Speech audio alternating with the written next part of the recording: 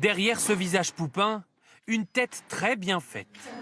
À 9 ans, quand ses camarades jouent aux billes à la récré, Laurent Simons lui prépare un doctorat. Il a passé son bac l'an dernier. Le petit surdoué originaire de Belgique étudie maintenant l'ingénierie dans une université des Pays-Bas, après une scolarité éclair. Je ne suis resté que 2 ans à l'école primaire. J'ai passé 1 an et demi au collège, mais pour moi tout ça est assez normal. Le mois prochain, il devrait donc devenir le plus jeune enfant du monde à obtenir un diplôme universitaire. Une fierté pour ses parents qui encouragent leur fils. Je pense qu'il aurait été malheureux s'il était resté à l'école contre sa volonté.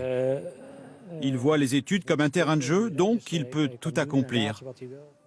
L'enfant est doté d'un quotient intellectuel de 145, bien supérieur à la moyenne.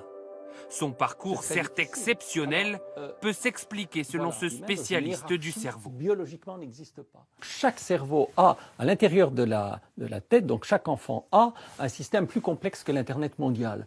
Et donc il y a une grande marge, une grande variabilité d'utilisation de son intelligence et de l'apprentissage. Et ce cas-là est exceptionnel. C'est comme si à un moment donné, toutes ces forces neuronales s'étaient combinées, je dirais, pour donner naissance à un rare phénomène.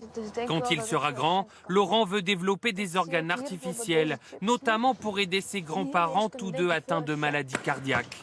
En attendant, il confectionne des robots pour jouer au foot, comme les enfants de son âge.